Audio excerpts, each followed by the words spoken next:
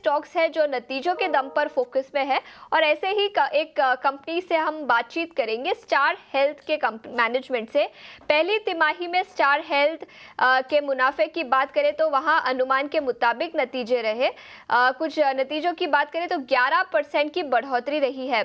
इस बार के नतीजे और ग्रोथ आउटलुक पर चर्चा करने के लिए अब हमारे साथ कंपनी के सीएफओ नीलेश कांबली जी जुड़ चुके हैं। मिस्टर कांबली, बहुत बहुत शुक्रिया समय निकालकर ईटी नाउ स्वदेश के साथ जुड़ने के लिए। सबसे पहले नतीजों की ही बात करेंगे। अनुमान के मुताबिक नतीजे रहे, लेकिन कंबाइंड रेशियो की बात करें तो सीक्वेंशियल बेसिस पर कंबाइंड रेशियो बढ़ा है और 100% के आसपास आया।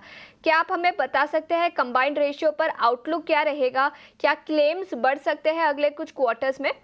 और इसी के चलते आपने जो गाइडेंस दिया है कि 100 बेसिस पॉइंट्स का कंप्रेशन कंपनी रिपोर्ट करेगी पूरे साल के लिए, क्या आप वो गाइडेंस अचीव कर पाएंगे? तो मैं शुरू करना चाहूंगा कि जो हमारी सेल्स ग्रोथ है वो 18% से बढ़ी है। हमारा टोटल प्रीमियम क्वार्टर में 3,476 करोड़ है। हमारा जो प्रॉफिट है फॉर द क्वार्टर वो 319 करोड़ हुआ है, जो 11% ग्रोथ है over last year same period. अगर कंबाइंड रेशियो की बात करें तो कंबाइंड रेशियो इस क्वार्टर के लिए 99.2% था। लास्ट ये 97.8% था। तो कंबाइंड रेशियो बढ़ा है, लॉस रेशियो बढ़ा है करीब 2.2% से, और एक्सपेंस रेशियो घटा है 0.8% से। So in terms of cost and expense initiatives we are seeing a good improvement. हमारी ऑपरेटिंग लिवरेज जो है वो काफी अच्छी तरह से हमको बेनिफिट कर रही है एक्सपेंस रेशियो में। क्लेम्स रेशियो की बात करें तो क्लेम्स रेशियो 2% से बढ़ा है। हमने मई के महीने में थोड़े से फीवर और इन्फेक्शियस डिजीजेस केसेस ज्यादा आए थे, जो कि काफी एक्सेप्शनल सिनारियो था। बट जो हमारा फुल ईयर का टारगेट है, हम बहुत कॉन्फिडेंट है कि हम फुल ईयर का टारगेट अपना मीट करेंगे। क्वार्टरली बेसिस पे थोड़े से ब्लिप्स या सरप्राइजेस आते हैं, बट फुल ईयर के लिए we are confident of achieving our target. Hmm Nilesh ji, आपने इस बार आपके कंपनी का तिमाही मुनाफा ग्रोथ देखें तो अनुमान से थोड़ा कमज़ोर रहा है, लेकिन वहीं दूसरी तरफ FY28 तक के लिए आपने मुनाफे में करीब 3 गुने बढ़त का लक्ष्य दिया है। लेकिन करंट रन रेट को देखते हुए जिस तरह की ग्रोथ अभी हम देख रहे हैं, क्या वो जो टारगेट आपने सेट किया अपने लिए वित्त वर्ष 2028 के लिए, क्या वो हासिल कर सकेंगे आप? बिल्कुल हाँ, ये हमारा 4 ईयर का टारगेट और मिशन है। हमारी जो नई बिजनेस की ग्रोथ है वो हमको लॉस रेशियो में आगे बहुत हेल्प करेगी। हमारे क्लेम्स इनिशिएटिव्स है to control fraud, wastage and abuse. हमारे जो हॉस्पिटल निगोशिएशन रेट्स के हिसाब से चल रहा है वो काफी अच्छे से चल रहे हैं। कॉस्ट इनिशिएटिव्स पे मैंने बात करी है। With investment in tech and digital initiatives हमको ऑपरेटिंग लिवरेज दिख रहा है और कॉस्ट हमारी कंटिन्यूअसली कम हो रही है। तो क्लेम्स और कॉस्ट दोनों तरफ से हमको बेनिफिट आ रहे हैं।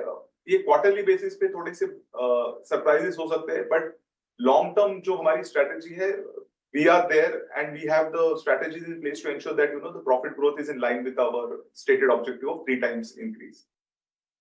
बिल्कुल, तो ये तो बात हुई लॉन्ग टर्म रोड मैप और लॉन्ग टर्म स्ट्रैटेजी के, लेकिन नियर टर्म में अगर आप हमें बता सके क्या कंपनी और प्राइस हाइक्स लेगी अगले कुछ क्वार्टर्स में, और ग्रोथ के लीवर्स क्या रहेंगे? क्या प्राइस हाइक से कंपनी ग्रोथ रिपोर्ट करेगी या और कोई प्लान्स है ग्रोथ के?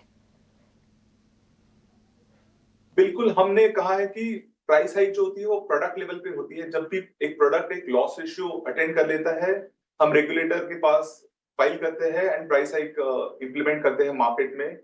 तो पहले हमारा फैमिली हेल्थ ऑप्टिमा जो फ्लैगशिप प्रोडक्ट था उसमें हमने प्राइस हाइक ली हुई थी। अभी हमने सीनियर सिटीजन में ऑलरेडी प्राइस हाइक ली हुई है, और आगे भी 2 प्रोडक्ट्स है जहां पे हम प्राइस हाइक लेंगे। तो अराउंड 25-30% ऑफ द पोर्टफोलियो में हमारी प्राइस हाइक रहेगी, and the price hike will be in the range of 10-15%। It will not be a very big price increase the way it had happened last time, but ये reasonable price increase होंगी। जो customers जिस हिसाब से claim करें, they will be happy to pay that price. Retail side की अगर बात करें तो मार्केट शेयर में हमने देखा कि थोड़ी कमी यहाँ पर देखने को मिली है। रिटेंशन रेशियो भी अभी करीब 91% के आसपास है। क्या आने वाले समय में आप कंपटीशन में और बढ़त देख रहे हैं? बिल्कुल, फॉर Q1 अगर देखें तो मार्केट 19% से ग्रो हुई थी। फॉर रिटेल हेल्थ हम 15% से ग्रोथ हुए हैं। There is a 1% drop in our market share, but जैसे हमने पहले कहा था कि हमको उन ज्योग्राफीज या उन लोकेशंस में ग्रो करना है जहां पे प्रॉफिटेबिलिटी हो। कुछ सेगमेंट्स है मार्केट में जैसे पोर्टेबिलिटी है जहां पे हमने देखा है कि लॉस रेशियो ज्यादा होता है। अगर हम पोर्टेबिलिटी की बात करें तो हमको पोर्टेबिलिटी में भी वहीं पे ग्रो करना है जहां पे प्रॉफिटेबिलिटी हो। तो जो हमने मार्केट शेयर खोया है या जो लोअर ग्रोथ हुई है वो हमारे स्ट्रेटेजी के हिसाब से है, ना कि कंपटीशन के हिसाब से है। But as we continue to move forward, increase our agents, increase our digital business, we are seeing a good growth coming in all these segments in the fresh portfolio, and हमारी जो strategy है उसके हिसाब से हम market से आगे grow कर पाएंगे इन द कमिंग क्वार्टर्स। बिल्कुल, तो ये तो नज़रिया था मार्केट शेयर को लेकर, लेकिन अभी अभी बजट गया है, उस पर आपका क्या नज़रिया रहेगा? और हेल्थ इंडस्ट्री के लिए क्या कुछ इंपॉर्टेंट अनाउंसमेंट आए जिसके चलते आपके इंडस्ट्री और आपको बिजनेस पर इम्पैक्ट दिखेगा? नहीं, ये बिल्कुल बिल्कुल अच्छा है, प्रोग्रेसिव है, काफी इंफ्रास्ट्रक्चर डेवलपमेंट है इसमें। बजट के साथ जो हमारे रेगुलेटर है वो भी काफी सारे पॉलिसीज और गाइडलाइंस लेके आ रहे हैं जिससे कि कस्टमर का कॉन्फिडेंस बढ़े हेल्थ इंश्योरेंस में। लॉन्ग टर्म ऑब्जेक्टिव है गवर्नमेंट का भी और रेगुलेटर का भी कि 2047 में इंश्योरेंस फॉर ऑल हो।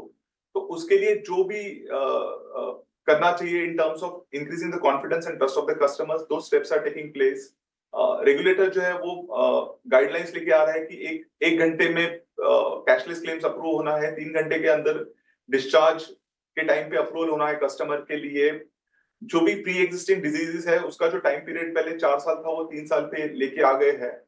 तो सारी कोशिशें हैं कि इंश्योरेंस पेनिट्रेशन बढ़े कंट्री में, कस्टमर का कॉन्फिडेंस बढ़े, इनोवेटिव प्रोडक्ट्स इंश्योरेंस कंपनीज लेके आए मार्केट में ताकि इंश्योरेंस की ग्रोथ बढ़ती रहे। So all the policies and guidelines of the government of India as well as the regulator is towards increasing the health insurance penetration in the country. Mister Kamle, बहुत बहुत शुक्रिया अपना समय निकालकर ईटी नाउ स्वदेश को के साथ जुड़ने के लिए, इंडस्ट्री और अपने कंपनी पर आउटलुक बताने के लिए। शुक्रिया समय निकालकर जुड़ने के लिए।